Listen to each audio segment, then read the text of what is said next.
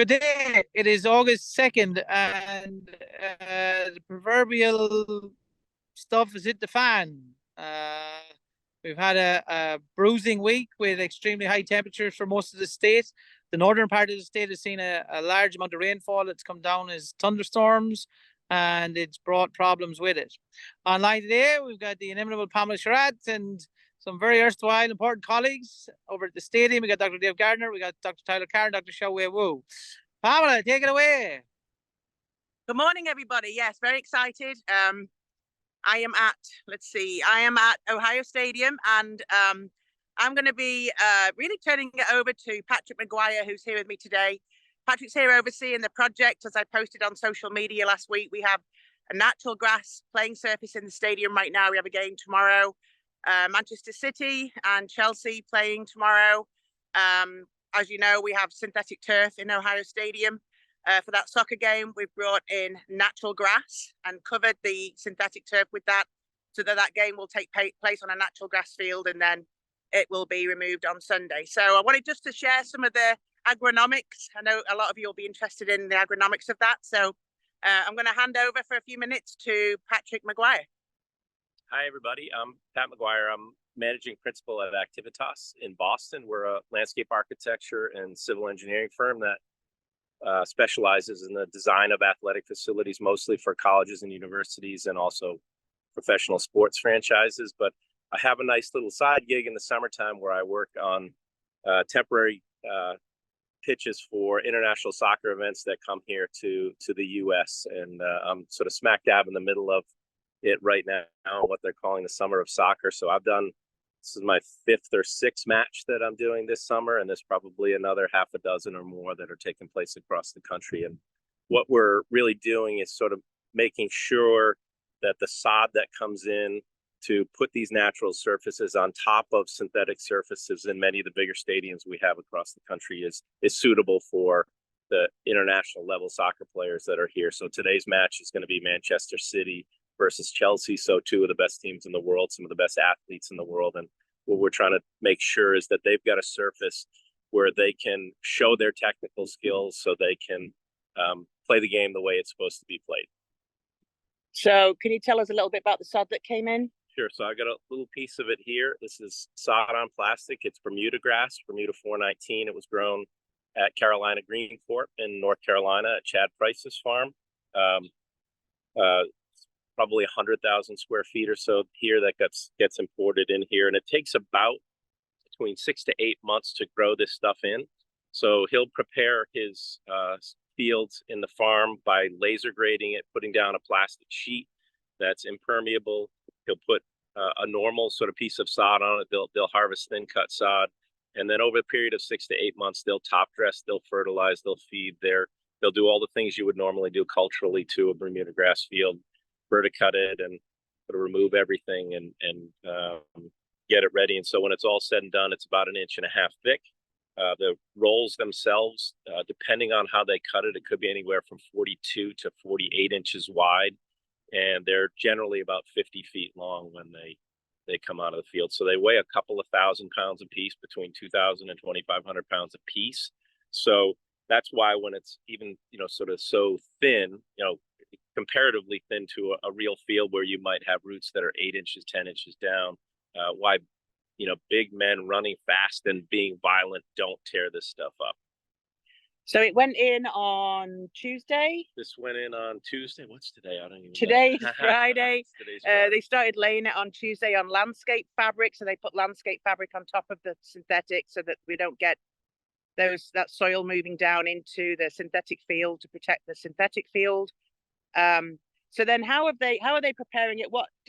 Finish up just a couple of minutes if you could tell us, how are they getting it ready for actual play tomorrow? Yeah, so the process is it gets harvested at night and shipped here because it's coming so far. It gets shipped in refrigerated trucks, and I think it takes about 16 hours to get here from the farm. So once it starts coming off the trucks, they're putting those rolls down. They have very specialized equipment to put the rolls down so they're not trafficking across the sod that's already been put down.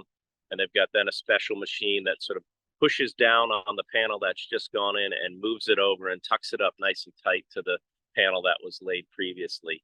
Then they'll walk the entire pitch. They'll find any soft spots, any places where the seams didn't quite go together right. They'll top dress those, fill those in, which is what a lot of the guys are out here doing now.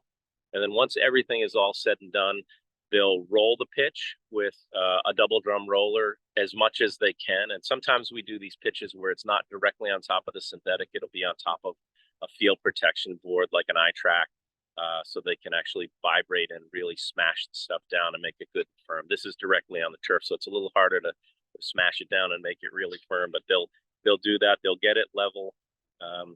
They'll start to mow it, obviously, to try to get a little bit of a pattern in. And as all of you know, Bermuda doesn't stripe very well, as hard as they try. So they'll mow and they'll roll to try to get a little bit of a pattern in it. Then they'll paint the lines on it.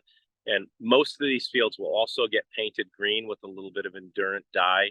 And that really is because the color on the Bermuda grass isn't always the best this time of year. And because it's come 16 hours in a truck, it can get pretty bruised. So transport stress is a real thing. And they've got to spend a little bit of time covering up some of the transport stress so that the field looks good on television. And also, too, when the players walk on it, they don't want to see big bruising everywhere. They're trying to have it be as uniform green as it possibly can. So that's about the stage that we're at right now. It'll get mowed once more and painted fresh for the white lines, and then we'll have players here tomorrow night playing the game and doing their thing. And then it comes out on Sunday? Comes out the very next day. And unfortunately, I get asked all the time, like, what do you do with it when it's done? Can it go somewhere else? And the answer is sort of yes and no. It can go somewhere else, but very rarely it does. It most of the time goes somewhere and gets composted, because you've got to have the equipment to take the stuff out. So if you're a local high school or a local soccer club who might want this, you've got to have a field that's ready to accept it that day. So that costs money. The trucking costs money, and then the equipment to put the stuff back down costs money. So in a lot of cases, it's just as expensive for you as an outside group saying, hey, we'd love to have that sock. Can we have it for free? Well, it's you could technically have it for free, but it's a very expensive free thing to get. All right, so that's it, Ed. Unless you've got any quick questions, any of the turf team have any quick questions? No, I'll just preface it, and Patrick probably took the wind out of those days. He said that any high school football coaches, don't go blowing your budget, because you'll do that and the rest trying to do this. This is definitely for big money events. Yes, that is for sure. All right, thank you, folks. Appreciate that. Great stuff. Thank you. Great. Dr. Carr. Okay, guys, been a while since I've been on, but not a whole lot has changed when it's come to the weather in Ohio. It's been hot, it's been dry. Overnight, some of you may have noticed some rumbles of thunder. What we see right here is what radar has depicted as the amount of rainfall we've received in some areas. So it's kind of a tale of the haves and have-nots. Around Columbus, we got, around an inch. Northeast of the city, got anywhere up to 5, maybe up to 6 inches. But you have some areas that received, maybe a half inch, maybe a trace. And so if a system came through, you're probably pretty happy. Let's look up in the north eastern part of the state as well. You can see some areas closer to Elyria, Medina, got 2 inches or so, but you get closer to the lake. Ed, you guys probably didn't get much up at your house, did you? We have maybe is that just the last 12 hours? This would be the last 24 hours. Yeah, that's not picking all that up, because I would say we probably had an inch. Okay. Yeah, and it's all based on radar, so the accuracy of it is not perfect, but it does give us a good idea of kind of spatially where people may have gotten larger amounts than others. It's so in those areas, I mean, here in Columbus, we got about an inch. You can shut the irrigation down for a day or so. I'm sure some golf courses are reducing cart traffic in areas today. Tarps went out on baseball fields recently. And hopefully it rectifies some of, let me share a different screen, some of what we've seen recently with drought. This is the Midwestern US. I do want to make a note that I have some of my friends from the South that don't think Ohio is part of the Midwest, but if you look at this map, they're clearly part of the Midwest. Most of this drought we've seen is kind of on this eastern side of the Midwest, Kentucky, Ohio, and this is valid for July 30th. So that was earlier this week. After this rain that we've gotten, maybe some of these areas will start to see some of these colors turn a little lighter.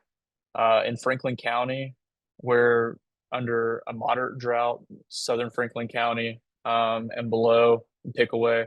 We're seeing some severe drought, and really down in this whole southeastern part of the state, seeing severe drought. A lot of our Kentucky bluegrasses very dormant. Still even here, they're very dormant. Even though we got this rain, I don't expect a ton of recovery given that it's going to be really hot and muggy over the next foreseeable week or so, at least. And so I know Dr. Wu is going to talk about irrigation. Be very cognizant of your irrigation. Apply just enough to try to promote some regrowth, but not enough to cause other problems. So just keep an eye on the rain, and with these high humidity conditions that we have, we could get some pop-up showers. Just be cognizant of how much water you're putting down. And I will move it on to, I think, Dr. Wu. Thank you, Dr. Carr. Dr. Wu, can you follow that up? Good morning, everyone. Sure. Following Dr. Carr's conversation about drought, information about irrigation. So I noticed that some people are doing irrigation in the late afternoon or at night in the evening, which is favorable for disease development, especially under the favorable temperature conditions. Looking at the weather in the next 10 days, the highest is most of the time is below 90 Fahrenheit, and also the lowest temperature is around 70. So these conditions can be conducive to disease development. I have also heard about reports about donor spot, and also I actually saw that yesterday in a field. In that field, they do night irrigation. So this, remember that the extended time of leaf wetness combined with a warm night conditions are favorable for some disease development. So I would strongly recommend to do irrigation in the morning time instead of like evening irrigation. Another thing I want to mention is the pest. So we have still saying Japanese beetle and mischief adult flight, but they are nearly the end of the flight season. And in our night traps, we have also seen some caterpillar pests and such as sword webworm and cutworms, but not as high densities. The final thing I want to mention is the nematode survey. A couple of weeks ago, I mentioned that we're doing a survey in golf course greens in Ohio. That was in early July. So it took longer than we expected to receive the samples. It went all the way to mid-July. And although the number of samples received not as many as we expected. So right now, our group is processing the samples this and next week. And following that, we will do nematode ID and also soil analysis. That will take a couple of weeks before we're able to share results. Thank you for the patience, and thank you all for the participation. That's all I have. Thank you. Thank you, Dr. Wu. I won't be as nice. Folks, this is a free service that's being offered to you on the golf course industry side of it. If you don't participate, we cannot help you. This is asinine. Dr. Wu has put herself out there to try and help you. Get the goddamn samples in there. Dr. Gardner, follow up that. Well, good morning, everybody. So yes, we did get some rain, and that's great. The problem is that in a year like this, if you had any kind of crabgrass pressure or spurge, pigweed, purslane, nutsedge, any of the warm season plants, they were doing relatively better than the cool season grasses. And with the rain, they're going to actually recover at a faster rate than the cool season grass will. So in other words, even though this might help the cool season grasses, this recent rain, it's going to help your warm season weeds more. And so your weed pressure is going to actually increase. It's kind of depressing. When it comes to crabgrass in particular, by the time we get to the month of August, quinclorac by itself becomes quite effective. Never underestimate the importance of adding methylated seed oil to the tank, though. So follow those instructions and do that. It will definitely improve your control. The combination of quinclorac and topramozone, half a rate of each of those is also quite effective. But I have to tell you that in a year like this, when you have drought conditions, it favors all of those warm season plants. And so I've started 3 trials looking at crabgrass control in the last 2 weeks. And right now, if I'm getting 40% control, that's a win. And so, it's not a great year when it comes to trying to control these kind of weeds. But again, keep at it. Like I said, either quinclorac or the combination of quinclorac and topramozone. You can also make sure that you're mowing to reduce seed head development. And then also the pre-emergence herbicides, map out the areas where you have a severe crabgrass problem and plan on putting the pre-emerge out. Try to put it out on areas where you have a big problem right now a little bit later in the year, because we know that the pre-emergence herbicides are more effective if you can get them out closer to when crabgrass is emerging, as opposed to like a March or a February application. Now, if it's the other warm season grasses like goosegrass, barnyard grass, and etc., know that quinclorac is actually a broadleaf herbicide that happens to have activity on crabgrass. But for goosegrass, foxtail, and barnyard grass, quinclorac is going to do not a whole lot for you. And so you'd want to use either the full label rate of topramozone or also phenoxaprop. You remember phenoxaprop? Acclaim was the original marketed name for that. That's also quite effective on any of those weeds as well. Just remember that with phenoxaprop, check the label carefully, because you have to not apply broadleaf herbicides 2 weeks either side of that application. There's kind of it's not really a synergism, it's an antagonism between phenoxaprop and the broadleaf chemistries. But also, if you have problems with those other summer annuals, again, map out those areas and plan to put out a pre-emergence application next year.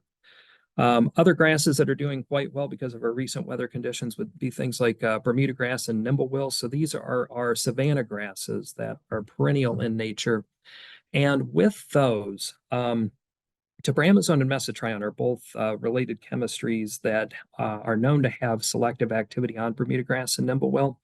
But it requires multiple applications over a long period of time. My point is that if you are planning on renovating areas that have Bermuda grass and nimblewill, that's probably not going to be a good strategy to use either topramozone or mesotrione. You'd want to use glyphosate now and plan on reseeding in later August or early September. If you're going to try selective control, again, topramozone and mesotrione, you can do that, follow the label carefully, but it's going to take many applications over a relatively longer period of time. So, 2 or 3 this year and then follow-up applications next year. But like I said, if you're just trying to get rid of it, glyphosate is ultimately what you're going to want to use. Now, when we talk about the non-selective herbicides and seeding and overseeding operations, for Kentucky bluegrass, we say that you can safely seed until about September 15th. So you'd want to start mid to late August and then go till September 15th with that. And then all of the others are a little bit more robust with their germination and establishment rates. And so you can plant those a little bit later,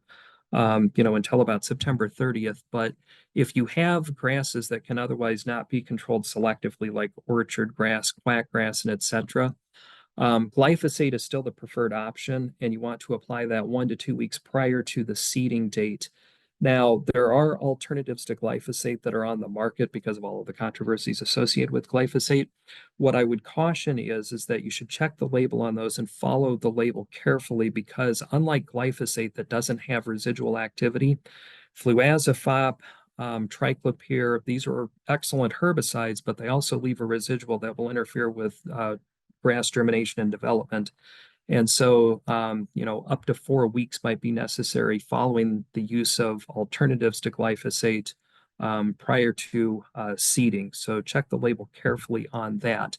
If you're going to try to control creeping bentgrass selectively, one thing is to make sure that it is creeping bentgrass, but one option is, of course, you can use glyphosate and then plan on overseeding this fall, but then mesotrione. Remember that herbicide is known to be fairly effective for selective control of creeping bentgrass, but you want to make 3 applications at 5 fluid ounces per acre.